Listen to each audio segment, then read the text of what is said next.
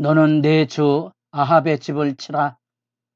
내가 나의 종 곧 선지자들의 피와 여호와의 종들의 피를 이세베겔에 갚아주리라. 거룩한 새벽의 기도자 여러분, 주의 말씀을 통하여 세대를 분별하고 하나님 앞에서의 정결과 참회를 통한 진정한 하나님의 나라의 평화의 삶, 그 복된 삶을 누리며 살아갈 수 있기를 바랍니다.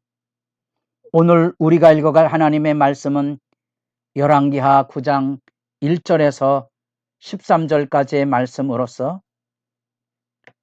엘리사의 이제 마지막 사명의 매듭이 9장에서 들려지는데, 역사의 단락에 보면 이 오므리 왕조로 알려진 오므리, 아합, 아하시아, 요람으로 이어지는 바알 종교의 근원지가 되었던 아합 왕가, 결국 이 아합 왕가가 여호사밧과의 동맹 관계로 인하여 심지어 남유다마저도 위기의 자리로 내몰리는 상황에 섰을 때 엘리사는 엘리야에 이어서 예후를 통하여 이 오므리 왕조, 이 아합으로 이어지는 이 북이스라엘에 하나님 앞에 행했던 그 악,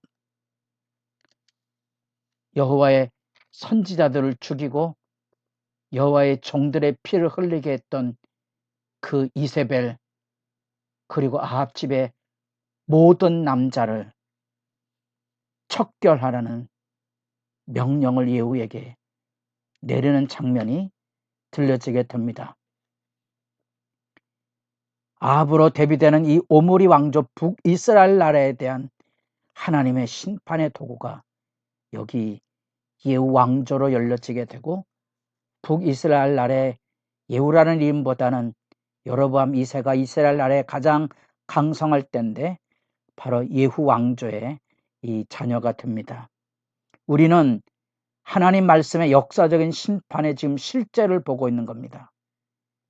엘리사가 사신을 보내서, 제자를 보내서 길르앗 라못으로 지금 전쟁의 와중에 있고, 그 전쟁의 와중에 왕이 병이 들어서 요단강 건너편 이스라엘 지역으로 병을 치료하고 있는 위기의 상황입니다. 길르앗 라못은 기억했던 것처럼 아합이 하나님의 눈을 피하여 살려고 했지만 하나님의 심판을 면할 길이 없어서 성경의 표현 그대로 우연히 쏜 화살에 그는 결국은 죽음을 맞이하게 되는 거지요. 하나님의 심판은 피할 길이 없는 그 길르앗 라못으로 가서 이 군대 장관으로 있는 예후에게 기름을 부어서 이스라엘 왕을 삼는 그 일을 하게 합니다. 이건 그 당대로 말하면 반역 사건이고 혁명적인 사건이죠. 그래서 허리를 동이고 기름병을 들고 가서 골방으로 들어가 기름을 붓고 왕을 삼노라 선포하고 지체 말고 도망하여 빠져 나오라고 말하는 거지요. 군사령부로 돌아가서 군대 장관으로 있는 예후를 만나고 그 예후에게 돌아가서 머리에 기름을 붓고 이스라엘 왕을 삼는 일을 선지자가 행하게 됩니다. 그리고 사명도 그에게 분명히 일깨워 줍니다. 신속하고 정확하게 아합의 집을 치라는 거지요. 선지자들의 피와 여호와의 종들의 피를 이세벨에게 갚아줄 것이다. 이세벨이 주도해서 저지른 만행, 그로 인하여서 아합의 온 집이 멸망하리니 아합에게 속한 모든 남자는 내가 멸절할 것이라. 하나님의 심판을 대신하도록 지금 예후를 불러 세우는 섬뜩한 역사적인 장면을 보게 됩니다만, 사실 이 사건은 이 아합과의 들려지고 있는 예고된 심판이고요. 우리가 엘리야의 마지막 사역이 아람 왕 하사엘, 여기 북이스라엘의 예후로 왕을 삼는 일, 그리고 엘리사에게 자신의 사역을 계승함으로 엘리야 사역이 매듭이 지었던 것처럼 그 아합과 예고된 심판을 엘리사가 이제 자기 제자를 불러서 성취하게 되는 겁니다. 그래서 예후의 기름 부음을 통하여 엘리야로부터 이어졌던 하나님의 예고된 심판을 그에게 기름 부어 세우고 10절에 이스라엘 지방의 개들이 이세벨을 먹으리니 그를 장사할 사람이 없으리라 하셨느니라고 곧 문을 열고 도망하니라. 거대한 아합 왕조의 마지막 심판과 척결을 예후에게 일깨워주고 있는 거죠. 어쩌면 하나님의 일하심에 역사의 심판의 흐름을 분명하게 보여주고 있는 겁니다. 우리가 보기에 나봇의 포도원을 빼앗는 이 극악한 권력의 이세벨의 그러한 왕권의 남욕은 바알 종교에서는 아주 일상으로 여겨지지만 하나님의 나라, 하나님의 땅에서는 결코 용납할 수 없는 하나님의 심판이고 그것에 대한 분명한 심판의 조치가 여기 예후를 통하여 들려지고 있고 아합 자손을 척결해야만 하는 여로보암 왕조에 대한 하나님의 심판의 이야기처럼 바하사 왕조에 대한 심판처럼 이제 여기 아합 자손에 대한 분명한 하나님의 심판을 들려주고 있다는 사실입니다. 우리가 읽고 보는 것이 바로 이런 역사의 하나님의 심판의 이야기입니다. 예후가 기름 부음을 받고 나오자 동료 장군들이 묻습니다. 무슨 일이냐? 평안하냐? 그 미친 자가 무슨 까닭으로 그대에게 왔더냐? 선지자들을 보는 그 시대의 시각을 그대로 보여줍니다. 우리가 열왕기하 2장에서 엘리사에 대하여 엘리사의 기름 부음에 대하여 아이들조차도 조롱하고 대머리여 하늘로 올라갔다며 선지자가 너도 올라가려고 그러느냐는 비아냥과 조롱과 모욕이 바로 바알 종교가 가져온 그런 모습들이죠.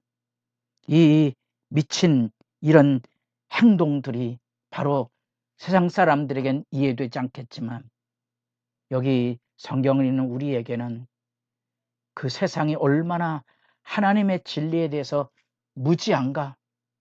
결국 이 미친 자의 그 이야기 그대로 예후가 이후에 이 이세벨을 심판하기 위해서 미친 듯이 말몰이를 하고 있는 모습을 나중에 보게 되면 세상이 가지고 있는 시각에 대한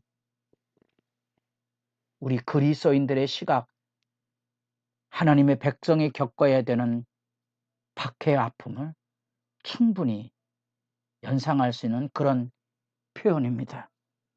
그로 인하여서 자초지종을 듣자 나팔을 굴고 예후는 왕이라고 반역이 드디어 이루어지고 예후를 왕으로 세우는 등극의 선포가 이루어지게 됩니다. 이로 인하여서 이 아합과의 심판의 척결이 이루어지는 장면입니다. 역사의 교훈을 통하여 우리는 악의 심판의 말씀을 듣습니다. 우리가 보기에 늘 우리의 믿음이 무너지고 시험에 드는 것은 악의 심판이 더딘 거지요. 우리가 시편 72편에 내가 하나님 앞에 손이 깨끗해서 경건을 지켰던 성실함에 왜 내 믿음이 무너졌는가? 악인의 형통이지요. 우리가 살아가는 현실은 악인의 심판이 아니라 악인의 형통입니다. 그래서 우리 믿음이 무너집니다. 말씀은 우리에게 그것을 일깨워 줍니다. 악인을 부러워하지 말아라. 우리에게 필요한 것은 교회가 이 악의 심판을 선명하게 증거하고 악인의 형통을 부러워하지 않도록 믿음의 순전함을 지키는 일에 본분을 갖고 있어야 된다는 겁니다. 전쟁 한가운데 아합의 죽음의 터전인 바로 그 자리에 전령이 갑니다. 심판에 대한 전령입니다. 우리가 생각하기에 전혀 무너질지 않을 것처럼 보였던 아까이 예고된 심판 집행을 향한 하나님의 부르심이고 정광석화와 같은 예후를 향한 기름 부음과 아까 진멸의 사명을 선포하고 선지자의 제자는 빠져나왔지만 놀랍게도 그 군사령부에 남아있는 장군들이 예후를 높여서 예후는 왕이라 선포한 겁니다. 이제 예후가 할 일은 이 아합 왕가의 모든 일들 하나도 남기지 않도록 하나님의 심판을 대행하는 사역이 남아있다는 겁니다. 여러분, 역사의 심판을 기억하고 삽니까?